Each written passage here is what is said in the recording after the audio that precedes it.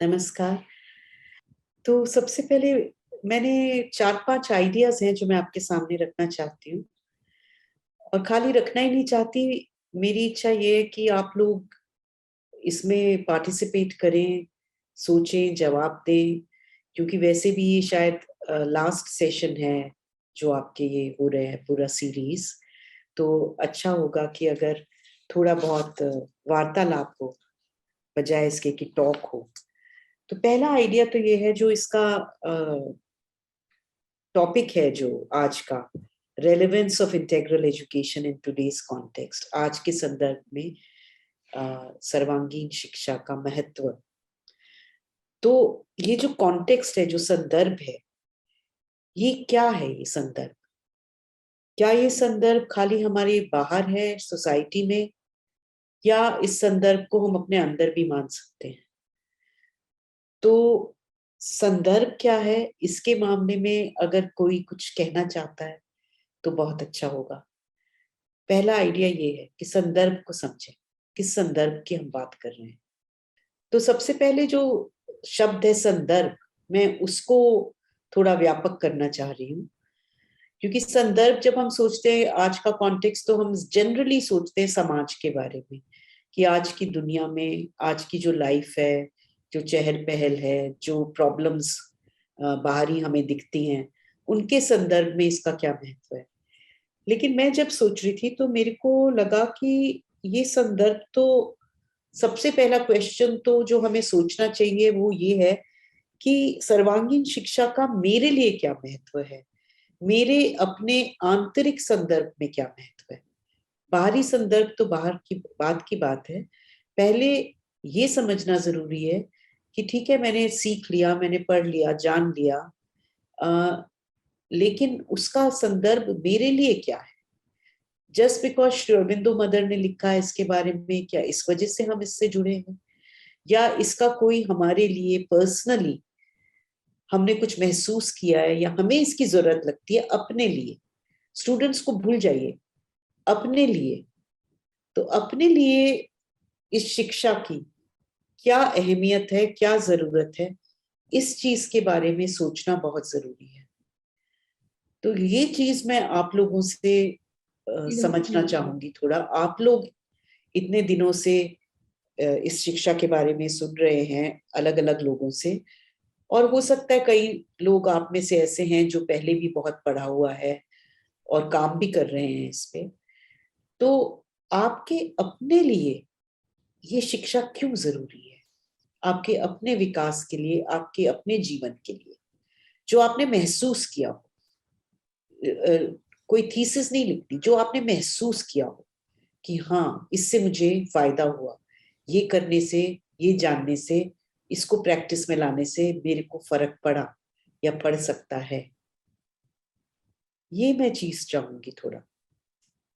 Integral education की जब हम प्रैक्टिस की बात करते हैं, तो उसमें आप सबने अपने जीवन में उसको क्या पाया है, ये किसी किताब में नहीं लिखा होगा, ये आपके पास ही लिखा होगा। तो वो बाहर लाने की जरूरत है, जिससे हम सब लोग उससे प्रेरित हो सके और उससे सीख ले सके। एक ही जने से क्यों, सारा ग्रुप उसमें कंट्रीब्यूट कर सकता है। और ये एक जो आपने पढ़े होंगे, सीखे होंगे, 3 प्रिंसिपल्स जो श्री अरबिंदो बात करते हैं। तो नथिंग कैन बी टॉट और mind has to be consulted. तो मैं चाह रही हूँ कि मैं आपका माइंड कंसल्ट करूं, मुझे मौका दीजिए अपने माइंड कंसल्ट करने का आपके, जिससे मैं उसके उत्तर में कुछ बात आगे बढ़ा सकूं। आपके लिए इंटेग्रल एजुकेशन का अपने जीवन में क्या महत्व है? और अगर कभी इस बारे में नहीं सोचा तो भी खुल के कहिए नहीं सोचा, वो भी ठीक है, वो भी तो एक शुरुआत है। मैं बोलूं अपना कुछ अनुभव? हाँ कीर्ति, तुम तो बोलो ही। नहीं, थोड़ा सा अनुभव मेरे हाँ साथ भी बोलो। हुआ, और मैंने देखा कि जिन युवाओं के साथ मैं जुड़ी हुई थी, शिक्षा का अर्थ उनके लिए था केवल एकेडमिक एजुकेशन। तो जब उन्हें समझाया गया ऑल राउंड एजुकेशन के बारे में, तो जैसे कि उनके अंदर कुछ खुल सा गया, एक आत्मविश्वास जागा कि मैं सीख सकता हूँ जो भी मेरा इंटरेस्ट है उसके बारे में. That is also education. I hope I am able to convey what I am trying to. Yeah, you have. This has been my experience, which has been very, very rewarding and enriching and a learning for myself too. Learning in what way? आपके लिए किस तरह से learning हुई? क्योंकि मैं भी academics में इतनी ज़्यादा इंटरेस्टेड नहीं थी. मेरा मन करता था मैं क्रिएटिव काम करूं, स्पोर्ट्स में जाऊं, but then I was labelled as कि आप पढ़ाई नहीं करते हो. तो लेटर स्टेज इन लाइफ मुझे समझ आया कि doing all those things is also education, that is also helping me in my growth.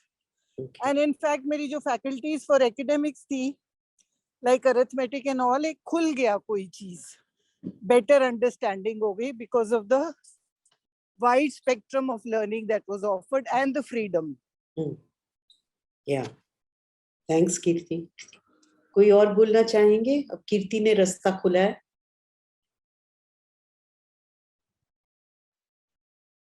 हाँ अनुराधा, जैसे इन लोगों के साथ बात करते समय कई बार हुआ कि जीवन की परिस्थितियां आती हैं, बहुत कठिन हो जाती हैं कई बार परिस्थितियां. अक्सर हम लोग रिएक्शंस में फंस जाते हैं, चीजों से परेशान होते हैं, दुखी होते हैं. इंटीग्रल एजुकेशन को जब हम आपस में बात करते हैं या उसके बारे में पढ़ते हैं, थोड़ा सा इस शब्द को ही दिमाग में रखते हैं तो कम से कम एक अवेयरनेस आती है, जानकारी हमारे पास है कि हम कोई एक अंश नहीं है, हमारे अंदर बहुत सारी सत्ताएं हैं. तो केवल एक प्रैक्टिकल करने की, तैयारी करने की या फिर अनुसंधान करने की प्रवृत्ति बढ़ती है इससे कि आखिर ये परिस्थिति आई है. और यही चीज जब दूसरों के साथ होती है तो हम इतना शांत रह जाते हैं, हम अपने समय में क्यों नहीं रह पाते. और फिर धीरे धीरे कहीं ना कहीं ये जागरूकता आती है कि कौन सा भाग है जो परिस्थिति से ज्यादा परेशान हो रहा है, या कौन सा भाग है जो उसको सॉल्व कर सकता है, लेकिन कौन सा भाग उसमें प्रॉब्लम बढ़ा रहा है. तो धीरे धीरे अपने अंगों के प्रति, विविध अंगों के प्रति हम सचेतन होने लगते हैं, तो दृष्टिकोण बदल जाता है. तो बजाय डिप्रेशन में जाने के, रोने धोने के, हम परिस्थिति को समझते हैं. कहीं ना कहीं एक चीज समझ में आती है कि हर परिस्थिति हमें कुछ सिखाने आई है. तो एक प्रवृत्ति हमारी विकसित होती है कि जो भी परिस्थिति हमारे सामने आई है, कठिनाई बनके या अवसर बनके, हम उसको क्या बना रहे हैं, अवसर बना रहे हैं या कठिनाई बना रहे हैं, और उससे हमें कुछ सीखना है. जब तक हम नहीं सीखते हैं वो चीजें पुनः पुनः आती हैं, कठिन रूप लेकर आती हैं. तो हमारा कौन सा अंश व्यक्तित्व का उसमें इन्वॉल्व होकर चीज को बिगाड़ रहा है और कौन सा अंश सहायता कर रहा है कि हमें सीखना है, तो सीख की ओर प्रेरित करता है. और इसमें आज, कल या आने वाला कल, कोई भी समय है, वहां महसूस होता है कि इंटीग्रल एजुकेशन की प्रासंगिकता का कोई अंत नहीं, वो निरंतर चलने वाली एक प्रक्रिया है. तो मैंने अपने शिक्षण जीवन में भी सीखा और आज भी अपने आश्रम का जीवन हो, चाहे आप लोगों से मिलती हूँ, बात करती हूँ, अक्सर ये चीज महसूस होती है कि इंटीग्रल एजुकेशन हमारे जीवन के साथ चलने वाली प्रक्रिया है. Thank you Aparna. तो पहला चीज तो ये मैं आपको चाहूंगी, चाहे अभी आप ना शेयर करें, लेकिन अगर आप वाकई में इंटरेस्टेड है इंटीग्रल एजुकेशन को जीवंत रखने में और उसको अपने काम में उतारने के लिए, तो औरों पे अप्लाई करने से पहले सबसे ज्यादा जरूरी है अपने ऊपर अप्लाई करना. और इसके लिए ये चीज समझना कि मेरे लिए इसकी क्या, क्यों ये प्राथमिकता क्या है, इसका महत्व क्या है, जिससे कि वो एक थियरी या एक मेथड बन के ना रह जाए, एक ऐसी कुछ हो जैसे आपका सांस लेना है, तो आप इतनी स्वतः हो, इतनी स्वाभाविक हो कि आप उसको आराम से दूसरे जने के साथ भी शेयर कर सकते हैं और उसको प्रेरित कर सकते हैं. ये सबसे पहला मुझे लगा जरूरी है. संदर्भ, दुनियावी संदर्भ समझने से पहले अपना संदर्भ. मैं पवित्र हूँ. यस. अच्छा जी नमस्कार मैम. मैं अभी इस पूरे वर्कशॉप में नया हूँ. शुरू में कुछ लेसन्स मैंने सीखे थे, फिर अभी सिंस नई नौकरी लगी है तो उस समय बिजी होके मिस हो गया था. बट इंटीग्रल एजुकेशन जितना मैंने शुरू में पढ़ा था मेरे ग्रैंडफादर से, फिर बाकी बुक्स से, श्री अरविंद जी की, उससे मुझे ये फीलिंग आई है कि एक एक क्षण ज्यादा फुलफिलिंग हो जाता है लाइफ का, कि एक ही मतलब अगर 25 साल का जो जीवन बीता है उसमें ही वो एक, या फिर अगर एक हफ्ता जाता है, वो अगर मैं कैसे रहता हूँ, अगर मैं नॉर्मल सरफेस लेवल पे जी रहा हूँ तो वो एक दिन जैसा लगता है, और अगर मैं उसको एक मोर कॉन्सेंट्रेटेड एंड फोकस्ड उसमें जीता हूँ तो वो मेरे लिए ऐसा लगता है कि एक एक दिन मुझे याद रहता है और वो उसका ज्यादा मीनिंग रहता है मेरे लिए। ये जो पवित्र ने कहा, ये बहुत ही मतलब ये मैंने भी महसूस किया है कि बाहरी रूप में कोई पूछता है कि आज क्या किया या क्या चल रहा है आजकल, तो जनरली आंसर होता है हाँ वही जो कर रहे हैं वही कर रहे हैं, लेकिन एक्चुअली हर एक दिन डिफरेंट होता है। अगर आप इस प्रोसेस में जुड़े हुए हैं तो चाहे बाहरी एक्शंस आप सेम कर रहे हो, लेकिन हर एक दिन टोटली डिफरेंट होता है। और ये जो पूरी लाइफ को एक मीनिंग देने और उसमें एक डेप्थ लाने का है, ये इंटेग्रल एजुकेशन। यहाँ पे हम उसको इंटेग्रल एजुकेशन बोल रहे हैं। मेरे ख्याल में एजुकेशन का एक दायरा बन जाता है, लेकिन प्रोसेसेस वगैरह इंटेग्रल योगा और इंटेग्रल एजुकेशन के एक तरह के ही है, खाली एम थोड़ा एक दायरा बंधा हुआ है एजुकेशन के लिए। तो दूसरी चीज, अगर इससे हम आगे चले, अगर हमें ये कहना है कि हमारे संदर्भ में कितनी ये जरूरी है, तो ये एक बार फिर से देखना जरूरी है कि इंटेग्रल एजुकेशन का मतलब क्या है। एंड ऑल्सो ये जो मदर ने कहा है कि ये जो शिक्षा है ये बर्थ से कंटिन्यू होती है पूरी लाइफ तक, बल्कि इवन बर्थ से पहले। तो ये जो स्टेटमेंट है ये इमीडिएटली हमें ये दिखाती है कि ये स्कूल, हम जब एजुकेशन सोचते हैं तो हम स्कूल के बारे में सोचते हैं या ज्यादा से ज्यादा कॉलेज के बारे में सोचते हैं। But what mother is saying is कि ये शिक्षा जो है इवन लाइफ से पहले शुरू हो जाती है, जब गर्भ में ही है बच्चा, और आखिर तक चलती है जीवन अंत तक।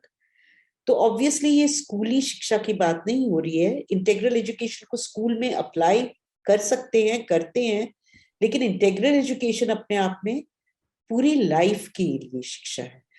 तो इसलिए भी ये बहुत जरूरी हो जाता है ये क्वेश्चन पूछना अपने से कि मेरे लिए इसका क्या महत्व है। थर्ड आइडिया जो मैं प्रेजेंट करना चाहती हूँ वो है, जब मदर ने अपने एसेस ये जो लिखे थे 1951 में टीचर्स के लिए, जब आश्रम में स्कूल शुरू ही हुआ था, और उन्होंने एजुकेशन, आपको मालूम ही है कि मदर की राइटिंग्स बहुत कम है, उनकी कॉन्वर्सेशंस हैं, वार्तालाप उनके जो कि रिकॉर्ड किए गए हैं और ट्रांसक्राइब करके बुक्स बनी हैं। उनकी अपनी ओरिजिनल राइटिंग की जो उन्होंने बैठ के लिखा हो, ऐसी बहुत कम चीजें हैं। तो ये एसेज उनमें से कुछ हैं जो उन्होंने, जो बुलेटिन में पब्लिश हुए थे 1951 में, और जिससे हमें पता चलता है, एक काइंड ऑफ खाका मिलता है, एक बेस मिलता है कि इंटेग्रल एजुकेशन को समझने और उसको, उसका करिकुलम तैयार करने के लिए। तो जब वो बात करती हैं साइंस ऑफ लिविंग चैप्टर में, जो आप पढ़ चुके हैं मेरे ख्याल से, तो सबसे पहले वो साइकिक की बात करती है, स्टार्टिंग पॉइंट साइकिक की बात करती है, और शी सेज कि साइकिक जो है वो वेहिकल है, जब इंटेग्रल एजुकेशन को अंजाम मिल जाएगा पूरा, तो psychic will be the vehicle of true and pure love, love but not just love, true and pure love. Mind will be the vehicle not just of knowledge, infallible जो अचूक, कोई उसमें भूल ही नहीं हो सकती। Vital will manifest an invincible power, अभेद्य जो शक्ति होती है, अजेय, ऐसी शक्ति प्राणिक जो चेतना है वो मैनिफेस्ट करेगी। और strength and the body will be expression of a perfect beauty and harmony. Perfect beauty and harmony. And she gives सबसे पहले शी राइट्स ऑफ, जब वो एसेज डिटेल आउट करती है, तो सबसे पहले she writes about physical education. Science of living chapter में she starts with psychic education की सबसे पहले बात करती है कि स्टार्टिंग पॉइंट इज साइकिक. लेकिन जब वो एसेज लिखती हैं एक एक करके, तो सबसे पहला एसे वो साइकिक पे नहीं लिखती, फिजिकल एजुकेशन पे लिखती है. ऐसा क्यों? कुछ आइडिया है? मतलब हम जान नहीं सकते कि मदर ने ऐसा क्यों किया, हम खाली एक अंदाज लगा सकते हैं अपनी समझ के लिए. तो ये क्वेश्चन सोचने के लिए कि क्यों उन्होंने फिजिकल एजुकेशन के बारे में लिखा, फिर वाइटल के बारे में, और फिर उसके बाद में मेंटल, और फिर ही साइकिक पे वो आई. जबकि साइंस ऑफ लिविंग में वो सबसे पहली बात साइकिक की करती है. शायद क्योंकि इंटीग्रल एजुकेशन का जो आउटकम है, मतलब उससे जो एक व्यक्ति में जो परिवर्तन चाह रहे हैं, उसमें सबसे सबसे पहले अगर जो जहाँ से दिक्कतें शुरू होती है वो होता है शरीर. और अगर सबसे पहले अगर दिक्कतें आ रही हैं, तो सबसे पहले जो मदद कर सकता है तो वो भी है एक इंसान का शरीर. तो इसलिए उसको सुदृढ़ करने के लिए सबसे पहले आवश्यक है फिजिकल एजुकेशन. हो सकता है, बिल्कुल. तो एक रीजन ये भी हो सकता है कि ये आर्टिकल्स लिखे गए थे आश्रम स्कूल के लिए, जहाँ पे शुरू में तो बच्चे छोटे ही थे जब शुरू हुआ था. और हाँ, जब हम छोटे बच्चों के साथ काम करते हैं तो सबसे पहले हम काम फिजिकल कैपेसिटीज पे करते हैं. जबकि अगर मैं देखती हूँ अपने एक्सपीरियंस से छोटे बच्चों के साथ काम का, तो साइकिक तो उनमें ज्यादा क्लियर होता है, ज्यादा दिखता है. तो एक तरह से तो वेट करें कि साइकिक पे बाद में करेंगे और अभी खाली बॉडी पे करें, वो तो ठीक नहीं होगा मेरे ख्याल से. लेकिन हाँ, फिजिकल, जैसे पवित्र ने कहा कि बेस है, एक आधार है, और फिजिकल के साथ, और शायद हमारी चेतना के लिए जो टीचर्स हैं, क्योंकि लिखे तो ऐसे टीचर्स के लिए गए थे पहले. इट्स लाइक जैसे श्री कृष्ण अर्जुन को गाइड करते हैं, धीरे धीरे धीरे धीरे जाके फिर अपना विराट स्वरूप खोलते हैं. पहले निम्न स्तर के मोटिवेशन से गाइड करते हैं कि अपने कुल के लिए लड़ो, अपनी फैमिली के लिए, अपने धर्म के लिए, देन फाइनली डिवाइन. तो इसीलिए शायद हमारी भी समझ पहले जो इजी है, नियर टू फार, तो नियर तो हमारा शरीर, बाहरी चेतना है. आज की डेट में आपके और मेरे आंतरिक चेतना नजदीक नहीं है. हम चाहते हैं, लेकिन दिन के 24 घंटे में ज्यादातर बाहरी चेतना ही से हमारा परिचय होता है, उसी से हम एक्ट करते हैं. तो शायद जिससे हम समझ सके. दूसरा एक कोटेशन मेरे ख्याल में आई जो मदर की है, क्या है, keep the temple clean if you want wish to install the living presence. तो पहले तो जब तक हम माइंड और बॉडी और वाइटल कॉन्शियसनेस को रिफाइन, प्योरीफाई नहीं करेंगे, साइकिक अपने को उजागर नहीं करेगा. उसके आगे जैसे धूल जमी हुई है इन सब बाहरी चेतना के जो शीशा है उसकी, और उसके थ्रू वो दिख नहीं पा रहा है हमें. तो ये जो फिजिकल, वाइटल, मेंटल एजुकेशन का प्रोसेस है, ये जरूरी हो जाता है जिससे हम साइकिक तक पहुंच सके, उसको देख सके, उसकी आवाज सुन सके. एंड इट्स इंटरेस्टिंग, जब वो साइकिक एजुकेशन के बारे में लिखती है तो उसमें जो पॉइंट्स लिखती हैं, वो 8-10 पॉइंट्स आप सबने पढ़े होंगे. वो पॉइंट्स डायरेक्टली ऐसा लगता है साइकिक के बारे में है ही नहीं, वो फिजिकल, वाइटल, मेंटल के बारे में है. क्योंकि वो कहती है खाने से पहले अपने फूड को समर्पित करो, सोने से पहले नींद को समर्पित करो, किसी के बारे में गॉसिप नहीं करो, माइंड जज नहीं कर सकता, माइंड को शांत करो. तो सारी चीजें वो माइंड, बॉडी, वाइटल को क्वाइटन करने की ही उसमें बात कर रही है और उनको साधने की बात कर रही है. तो I don't know exactly why mother did this, but I just find it very interesting. मतलब मेरे को इंटरेस्टिंग लगता है देखकर कि इस तरह से, क्योंकि मदर कभी भी, अगर आप उनकी कॉन्वर्सेशंस भी पढ़ें, कभी ऐसा नहीं कि सीधी लाइन में जा रही, क्योंकि लाइफ ऐसी नहीं, वो एक जने को कुछ कहेंगे ये ठीक है, उसका ऑपोजिट दूसरे जने को बोलेंगे ये ठीक है। तो आई थिंक ये सब है कि हम अपने दिमाग के दायरे से निकलें, ये ट्रैप ना हो कि मदर ने ये लिख दिया तो लिख दिया, इधर ये लिखा है, दूसरी जगह शायद कुछ और लिखा है, तो क्वेश्चन हो जाता है कि फिर हम किसको ठीक माने। तो वो ठीक मानने के लिए हमारा जो इनर गुरु है, इनर गाइड है, जो साइकिक है, या अगर आज मैं साइकिक तक नहीं पहुंच पाती तो जितनी भी हद तक मैंने अपने माइंड को शांत किया है, रिसेप्टिव किया है, उस तक पहुंचना, उससे समझना कि क्या मेरे लिए सही है, मेरा क्या गंतव्य है, जो साइंस ऑफ लिविंग में बोलती हैं aimless life is a miserable life. तो अपने एम के संदर्भ में उसको मैं समझूं। तो इंटेग्रल एजुकेशन को भी अपने एम के संदर्भ में समझना। अगर मेरा एम एक नॉर्मल जीवन जीना है तो इंटेग्रल एजुकेशन मेरे लिए है ही नहीं, कोई उसकी अहमियत ही नहीं, कोई जरूरत नहीं है उसको एक रूढ़ी बनाकर थोपने की अपने ऊपर या किसी और पर। अगर मेरा एम नॉर्मल जीवन से कुछ उठ के, कुछ आंतरिक या कुछ ऊपर चलने की है इच्छा, कुछ सर्वांगीण विकास की तरफ चलने की इच्छा है अपनी, तब इंटेग्रल एजुकेशन, जैसा अपर्णा ने शेयर किया या पवित्र ने किया, हर एक जीवन के आयाम में वो काम आती है, उससे हमें हमेशा सीखने को मिलता है, जैसे कीर्ति ने शेयर किया।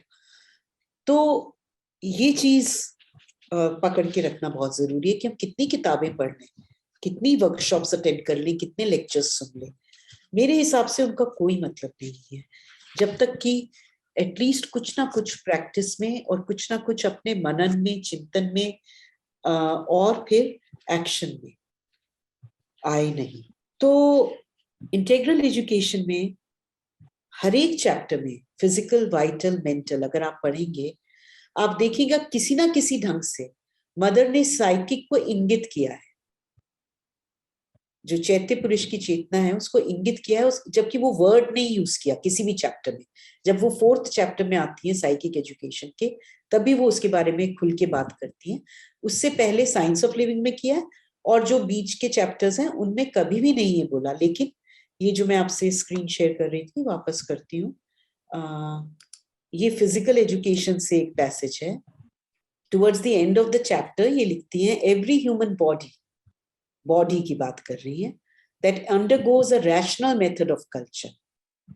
तो रैशनल मेथड ऑफ कल्चर जो वो इस चैप्टर में डिस्क्राइब करती हैं, जो तपस्या है एक बॉडी की, फूड के बारे में, पेन के बारे में, रेस्ट, स्लीप, एक्टिविटी, हर एक आयाम के बारे में, अगर वो चीज फॉलो करते हैं हम, तो we can realize the body's own harmony and thus become fit to manifest beauty.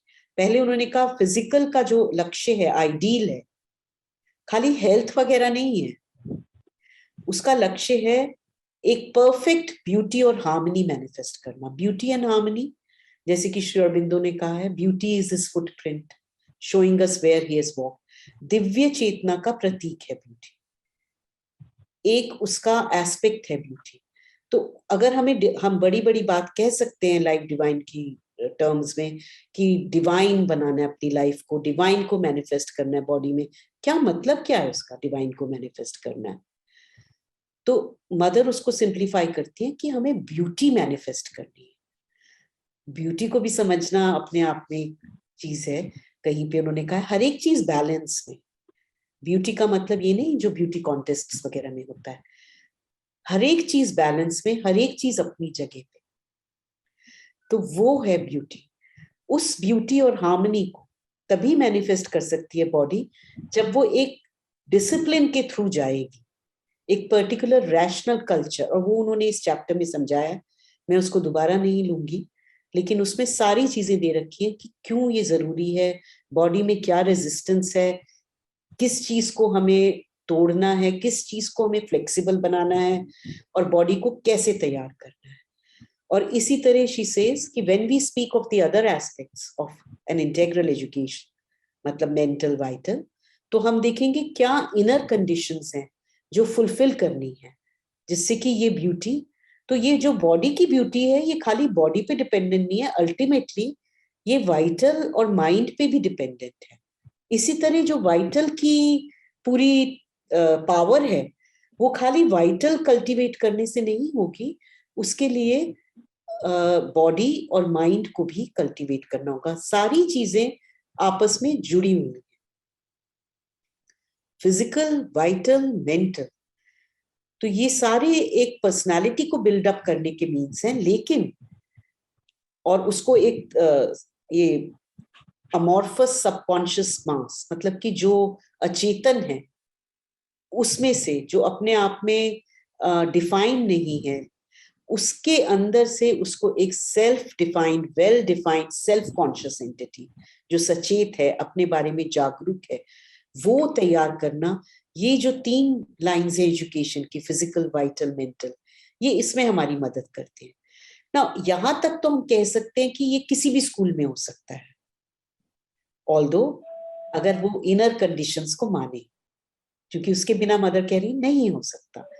तो लेकिन हाँ, बहुत स्कूल्स हैं आज दुनिया में, बल्कि मैं कहूंगी वेस्ट में ज्यादा हैं इंडिया की बजाय, जो मेंटल पे और फिजिकल पे काफी काम होता है। वाइटल पे मैं नहीं कह सकती, वाइटल पे नैतिक शिक्षा पे होता है, बट वाइटल पे नहीं होता, वाइटल पे हार्डली कहीं होता है।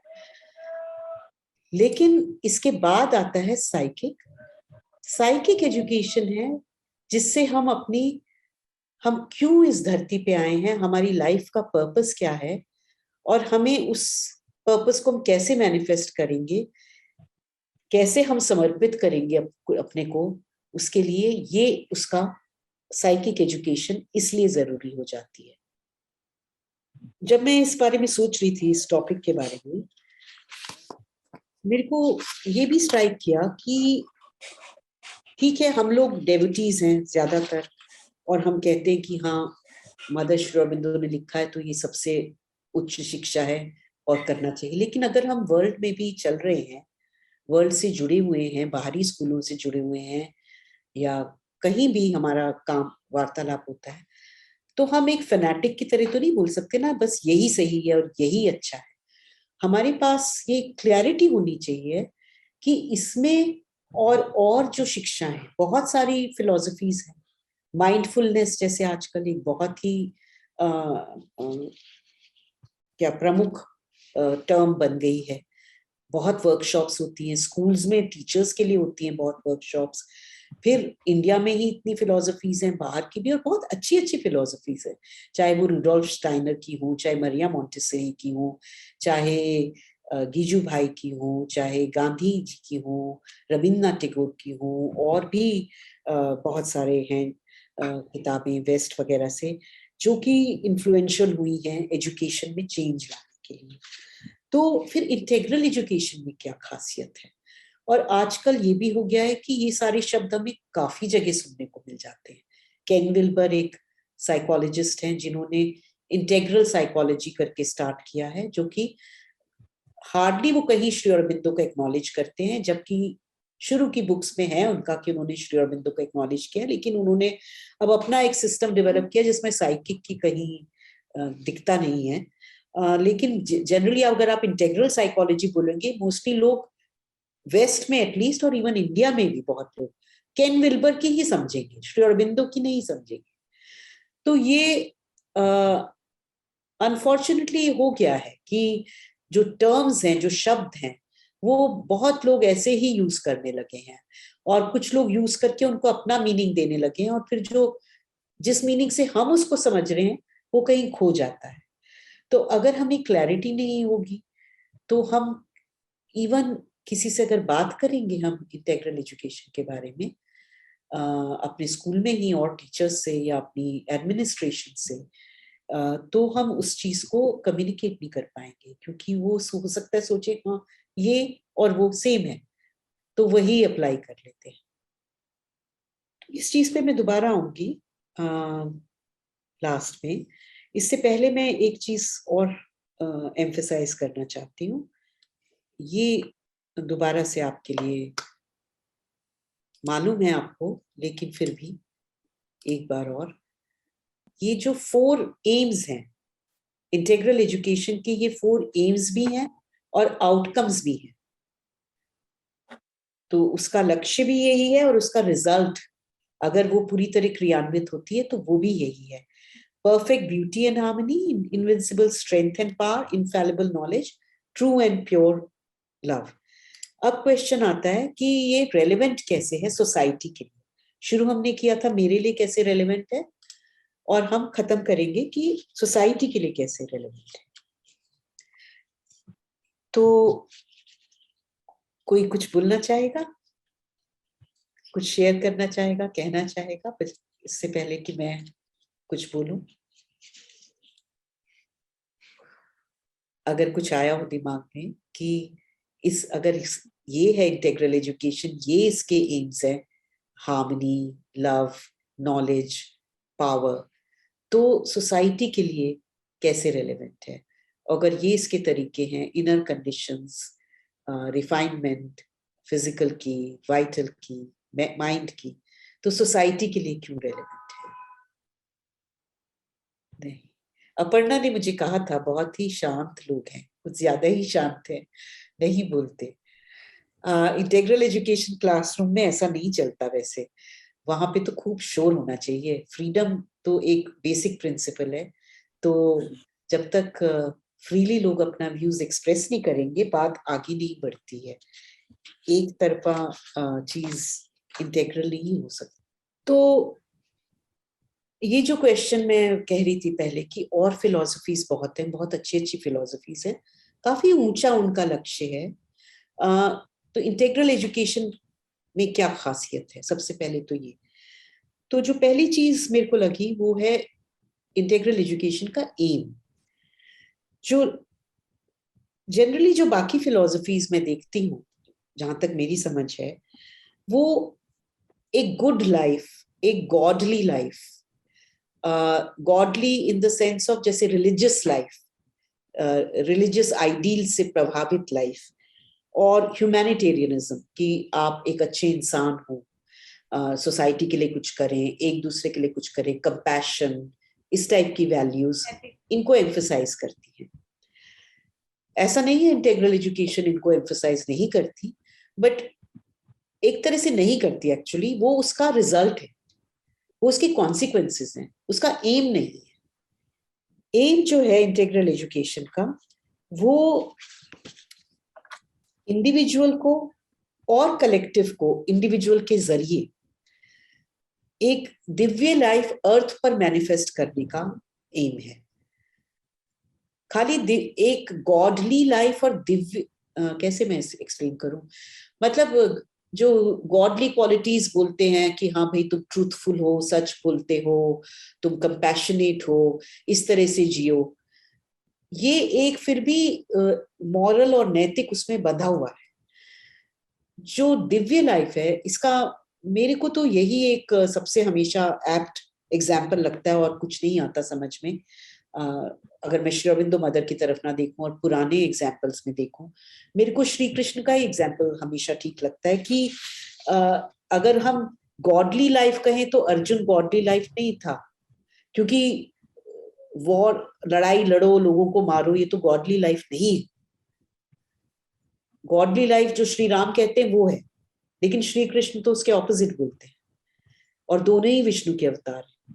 तो जो श्री कृष्ण कह रहे हैं कि अपने कर्म समर्पित कर कर जो उस मोमेंट के लिए जरूरी है, जो दिव्य आदेश है उसके हिसाब से जियो, वो भगवान को या दिव्य चेतना को मैनिफेस्ट करना है, जो कि जरूरी नहीं है क्या आपके सोशल आइडियल्स के साथ हमेशा मेल खाए। तो इंटीग्रल एजुकेशन का एम ये है। इंटीग्रल एजुकेशन का एम ये नहीं कि सारे स्टूडेंट्स अब सारे ऐसे करेंगे, सारे ही वैसे करेंगे। मदर से किसी ने, पता नहीं कोई था कॉन्वर्सेशन ट्रूथ के बारे में, एंड मदर सेड कि I always know the truth but it is not necessary I will always speak it. तो वो खुद कह रही है कि जरूरी नहीं मैं हमेशा सच बोलूंगी, बट मुझे पता होता है। अब जरूरी नहीं मैं उसको बोलूं हमेशा। तो ये चीज ऑफ कोर्स एक्शन में लाने में बहुत चैलेंजिंग हो जाता है, क्योंकि अगेन अगर आपके अंदर वो सिंसेरिटी नहीं है, वो प्योरिटी नहीं है, तो यही चीज बहुत डिस्टॉर्ट हो सकती है। एंड इंटेग्रल एजुकेशन उसी का प्रोसेस है कि वो डिस्टॉर्शन को हम कैसे ना करें। एंड खाली यही नहीं मैनिफेस्ट करना, बट जो ये चेतना का एडवेंचर है, इसमें कॉन्शियसली पार्टिसिपेट करना, उसके लिए तैयारी करनी। आप देखेंगे जो साइकिक एजुकेशन वाला चैप्टर है, मदर ने स्पिरिचुअल एजुकेशन को बहुत थोड़े में कहा है, और उसके बाद उन्होंने सुप्रामेंटल एजुकेशन की तरफ भी इशारा किया है। तो खाली यही नहीं खत्म हो जाती एजुकेशन, स्पिरिचुअल और फिर उसके बाद सुप्रामेंटल भी। लेकिन उसके बारे में अभी हम जब तक साइकिक पे ही हमें आना मुश्किल हो रहा है, तो बाकी उसकी तो बात ही भूल जाएगी। लेकिन पता होने से अच्छा होता है कि हम उसको एक देख सकते हैं कि एक बड़ा कॉन्टेक्स्ट है, अभी बहुत दूर जाना है। ये नहीं है कि बस हमारी जर्नी यही खत्म हो जाएगी। तो उससे एक हमें आसानी हो जाती है, एक अपने जो हम कार्य कर रहे हैं उसको समझने और उसको एक ऊंचाई पे ले जाने और एक प्रेरणा लेने में। सेकंड जो मैं कह चुकी हूँ, ये एथिकल और मेंटल के बियॉन्ड जाती है। मोस्टली अदर फिलोसफीज एथिकल, नैतिक और मानसिक इसके अंदर बंद के रह जाते हैं। और इसमें सेल्फ मास्टरी के साथ साथ वर्ल्ड मास्टरी भी। नॉर्मली क्या होता है, वर्ल्ड को छोड़ दो, दुनियावी चीजों से हट जाओ, अपने डिजायर्स को एकदम त्याग दो। इंटेग्रल एजुकेशन उस तरह से नहीं है, उसका प्रोसेस बहुत ग्रेजुअल है, धीरे धीरे रिफाइन करके एक निम्न लेवल के डिजायर को ऊंचे लेवल का डिजायर बनाना और फिर एस्पिरेशन तक लाना। और कोई भी चीज आर्टिफिशियली गिव अप नहीं करना। अगर मैं रेडी हूं उसके लिए तो ठीक है, नहीं हूं तो थ्रू सरेंडर, एस्पिरेशन, अपने बीइंग को तैयार करना उसके लिए, उस जो मेरी अंदर की वो अभिप्सा है उसको बाहर लाना। तो पूरा उसका प्रोसेस भी बहुत ही अलग है, बजाय इसके कि कोई आउटर एक डिसिप्लिन हो जो मेरे पे थोपा जाएगा। इवन जो फिजिकल, वाइटल, मेंटल में बोल रही है मदर, एक एजुकेटर्स के लिए एक स्केच तैयार कर रही है कि देखो ये बाहरी लाइंस है, कलर्स तो आपने ही भरने हैं, कौन सा कलर कितना डालोगे, कब डालोगे, वो आपके हाथ में है, लेकिन ये इसका एक खांचा है और आपको इसके हिसाब से चलोगे तो इधर पहुंचोगे। और फिर हर एक बच्चे को भी ये फ्रीडम है कि वो उसके साथ कैसे, अगर मेरे पास 20 बच्चे हैं, ये बिल्कुल जरूरी नहीं है, बल्कि डिजायरेबल भी नहीं है कि मैं 20 के 20 के साथ में सेम चीज करूं, सेम ही लेवल पे उनको लाऊं। तो ये जो फ्रीडम है, ये हाँ, जब आप एक किसी भी फिलॉसफी के गुरु के साथ बैठते हो, ऋषि के साथ बैठते हो, जो रियलाइज्ड पीपल हैं, वो मेरे ख्याल से ये फ्रीडम जरूर देते होंगे इंडिविजुअल को। लेकिन कलेक्टिव लेवल पे ये फ्रीडम, ये एक मेरे को बहुत यूनिक बात लगती है, जो कि हमें आश्रम में भी देखने को मिलती है। जब श्री अरबिंदो के लेटर्स पढ़ो, उनकी कॉन्वर्सेशंस और मदर के, तो हर एक के साथ में एक अलग तरीका कलेक्टिव उसमें।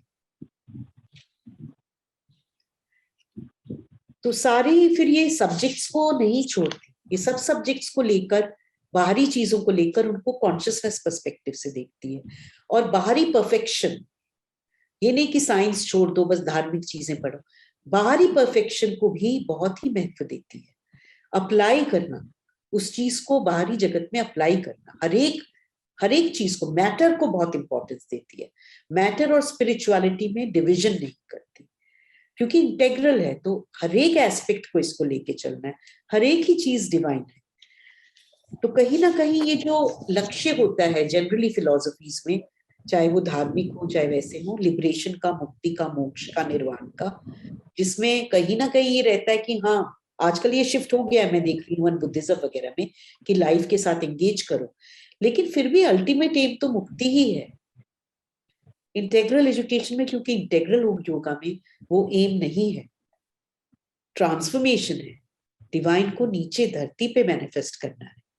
लिबरेशन उसका एक बीच का स्टेज है, लेकिन उसके बाद वापस तो ये चीज इंटेग्रल एजुकेशन में हमें दिखती है, क्योंकि वो जब हम अप्लाई करते हैं स्कूल्स, कॉलेज या किसी भी चीज में, तो वो मैटर पे अप्लाई करनी होती है। अगर मैं आर्किटेक्ट हूँ तो जो बिल्डिंग मैं बना रही हूँ उसमें मुझे इंटेग्रल एजुकेशन अप्लाई करनी है।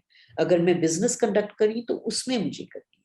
और साइकिक की जो अहमियत, साइकिक प्रिंसिपल, सबने सोल के बारे में बात की है, लेकिन एक कॉन्सेप्ट की तरह वो कॉन्सेप्ट बन के रह जाता है। हाँ, आत्मा है हमारे अंदर जो कभी नहीं मरती। कितनों ने महसूस किया है जब किसी की मौत हो जाती है, क्या हमें वो याद आता है कि आत्मा कभी नहीं मरती? हम तो पूरे बह जाते हैं ना उसमें, दुख में, डिप्रेशन में। तो ये एक, या अपनी ही आत्मा को पहचानना, उसके साथ जुड़ना, उसकी बात सुनना, ये जो मेथड्स हैं ये अवेलेबल नहीं है कि कैसे उसको डे टू डे लाइफ के अंदर उस चीज को, जिस तरह से माइंड हमें अवेलेबल है उस तरह से हमें साइकिक भी अवेलेबल। अभी मैं आपको कहूँ सोचो, चाहे कहो ना कहो, सोचना तो शुरू हो जाएगा। अभी मैं आपको बोलूं कि बस साइकिक से जुड़ जाओ, नहीं होता।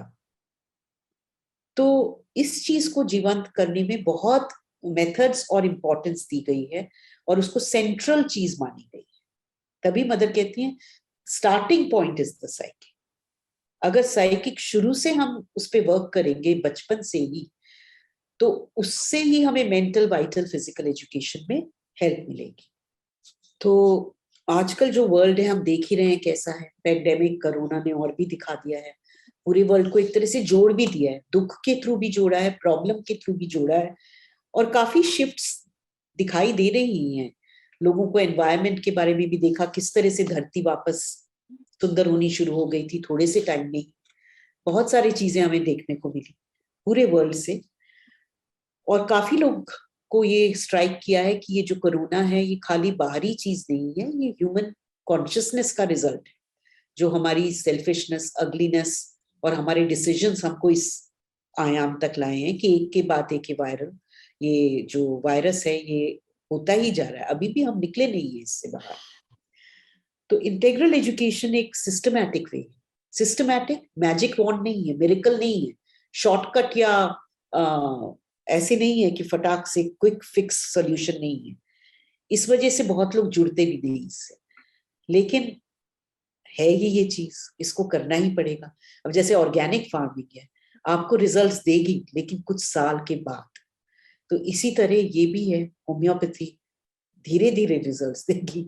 तो जो लोग रूट तक पहुंचते हैं, जड़ तक पहुंचते हैं, अगर प्रॉब्लम की जड़ तक पहुंचना है तो उसमें टाइम लगेगा ही लगेगा, गहराई में जाकर। और फिर लेकिन जो चेंज, जो शिफ्ट आएगा वो बहुत क्विक होगा। और जो ऊपरी तौर से होता है वो चेंज जल्दी आता है, लेकिन वो रहता नहीं, वो फिर से दूसरा बदलाव भी उसमें बहुत जल्दी आ जाता है।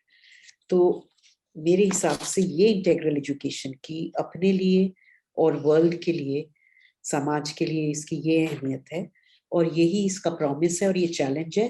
क्वेश्चन ये है कि हम इसके लिए, जैसे मदर कहती हैं, the world is preparing for a big change, will you help? हम रेडी हैं कि नहीं?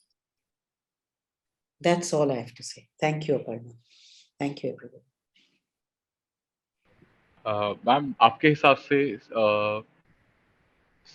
पहला स्टेप मतलब कहाँ से शुरू कर सकते हैं, या शुरू से ही जो हमारा अंदर के गुरु हैं उस पे निर्भर रख के कि वो हमें बताएंगे कि कहाँ हमें फोकस करना है? पहला स्टेप अपने लिए, आपके अपने लिए। जी। हाँ, वैसे तो आप ठीक कह रहे हैं कि अंदर से ही जगह ये इच्छा जागृत हुई है कि अपने लिए करना है, तो रास्ता भी अपने आप ही आएगा।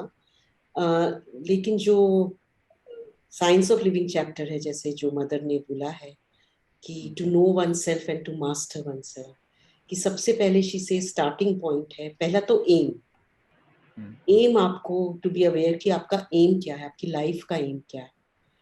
अब वो जो लाइफ का एम है वो जरूरी नहीं है आज आपको एकदम तैयार मिल जाए, लेकिन आपके हिसाब से आपको क्या लगता है कि आप किस तरफ मूव कर रहे हैं, आप अपनी लाइफ कैसी चाहते हैं, क्या बनाना चाहते हैं, अपनी लाइफ अगर आप 10 साल बाद, 15 साल बाद, 20 साल बाद देखें, या लाइफ के अंत में आपको किस चीज से सेटिस्फैक्शन मिलेगी कि ये मैंने किया, ये मेरा सही रही लाइफ। तो वो एम एम एक तो हो गया कि हाँ मदर ने कहा है ये एम होना चाहिए, अगर आप उससे जुड़ते हैं फाइन, बट अपने से पूछना कि मेरा जो एम है, मेरे हिसाब से इस वक्त मेरी चेतना में वो क्या है, वो कॉन्शियस होना। धीरे धीरे उसको आप ऊंचा कर सकते हैं, लेकिन अभी क्या है, नहीं तो क्या है, हम अपने को भुलावे में रखेंगे, हम मदर के वर्ड्स रिपीट करेंगे कि ये हमारा एम है, लेकिन हमारी कॉन्शियसनेस तो उस पर फोकस्ड है ही नहीं। तो इसलिए मेरी कॉन्शियसनेस, मैं दिन में 24 घंटे में से ज्यादातर घंटे मेरा किस चीज पे ध्यान रहता है, क्या चीज मेरे को ऑक्यूपाई करके रखती है, और क्या मैं उसको चेंज करना चाहती हूँ, क्यों। तो अपने को समझना, एम को देखना, और फिर अपने को समझना, that's the second step mother talks about, कि अगर आप एम को रियलाइज करना चाहते हैं तो पहले अपने अंदर देखिए कि अपने एक्शंस को, कि मैंने ये किया, ये कहा, ऐसे किया, ऐसे सोचा, क्यों सोचा। जैसे अपर्णा कह रही थी कि कौन सा पार्ट है हमारे अंदर जिससे ये आया, ये एक्शन की इम्पल्स आई, ये बोलने का, क्या वो सही था, नहीं था। तो ये जर्नियां फिर अपने आप खुलती जाएगी। लिविंग विद इन बुक बहुत अच्छी है, डॉक्टर एस दलाल ने जो कंपाइल करी है, और मदर का साइंस ऑफ लिविंग चैप्टर तो है ही। दीदी, बच्चों में ये इंटीग्रल एजुकेशन को कैसे स्टार्ट किया जाए? बच्चों का मतलब एज जाननी पड़ेगी ना। जैसे मैं यहाँ पर एक स्कूल चलाता हूँ, नर्सरी टू 8। नर्सरी से? जी। तो नर्सरी से तो जो अगर आपके पास ये फ्रीडम है कि आप इंटेग्रल एजुकेशन को जिस तरह मदर श्री अरबिंदो ने लिखा है उस तरह कर सकते हैं, तो ये चैप्टर्स जो हैं मदर के, physical education, vital education, mental और साइकिक, ये इस पे बेस करके अगर आप करिकुलम बनाएंगे तो वो रहेगा। बाकी डिटेल में अगर आपको करना हो तो अभी तो नहीं हो सकता ये, लेकिन आप आश्रम स्कूल कैसे करते हैं, पौंडीचेरी में मिराम्बिका कैसे करता है, हमारा छोटा स्कूल है लावनीर जो छोटे बच्चों के साथ है, वो कैसे करता है, इस तरह से आप इनसे, इनके करिकुलम वगैरह से प्रेरणा ले सकते हैं, आइडियाज ले सकते हैं। लेकिन मेरे हिसाब से सारे आइडियाज वो उन चैप्टर्स में हैं जो एम्स मदर फिजिकल में लिखती हैं। तो उसको स्कूल में लाना, चाहे वो पॉस्चर हो, चाहे वो फूड हो, एटीट्यूड टू पेन हो, फिर इसी तरह रिलेशनशिप्स बच्चों की बच्चों से, और जो बेसिक प्रिंसिपल्स हैं फ्रीडम के, एक्सप्लोरेशन के, और इंडिविजुअल अटेंशन, लव, ट्रस्ट, तो ये सारी चीजें, एक एटमॉस्फेयर सबसे पहले क्रिएट करना पड़ेगा। सबसे पहले एटमॉस्फेयर क्रिएट करना, और टीचर्स ऐसे होना जो वो जी रहे हो कुछ हद तक, उसमें वो खुद एंगेज्ड हो। क्योंकि अगर टीचर्स उसमें एंगेज्ड होंगे, उनको खुद ही आइडियाज आएंगे कि मुझे क्या करना है बच्चों के साथ। आप इसको एक पेपर पे करिकुलम तैयार करके इसको नहीं इम्पोज कर सकते। मैं खाली यही बार बार एम्फसाइज करना चाहती हूँ कि करिकुलम बनाना आसान है, इंटीग्रल एजुकेशन का करिकुलम बनाना कोई मुश्किल नहीं है, आसान है। लेकिन इंटीग्रल एजुकेशन का करिकुलम बनाए बिना भी फॉर्मल स्कूल में भी उसको लाना चैलेंजिंग है, लेकिन हो सकता है। और सबके लिए की टीचर ही है। जो टीचर है उसकी चेतना, अगर उसमें वो किसी भी तरह से वो इंटीग्रल एजुकेशन को अपने जीवन में उतारने की कोशिश कर रहा है, इंटीग्रल मतलब कि खाली एज अ फिलॉसफी नहीं, उसको क्रियान्वित अपनी लाइफ में, जो अपर्णा जैसे शेयर कर रही थी, कीर्ति ने शेयर किया कि अपने जो सिचुएशंस आती हैं उनको उस पर्सपेक्टिव से देखना, उसको डील करना, अगर वो कर रहे हैं तो जब बच्चे के साथ में कोई प्रॉब्लम हो रही है तो आप उसको भी उसी एनकरेज करेंगे, उस ढंग से अप्रोच करना, चाहे वो आज वो साइंस, मैथ्स, इंटीग्रल वे में ना पढ़े, बट लाइफ को, लाइफ प्रॉब्लम्स को, रिलेशनशिप्स को अगर इंटीग्रल वे में समझने लगे, वही एक बहुत बड़ा होगा। क्योंकि हम अगर फॉर्मल स्कूल में काम कर रहे हैं, हमें करिकुलम चेंज करने का मौका नहीं मिलेगा।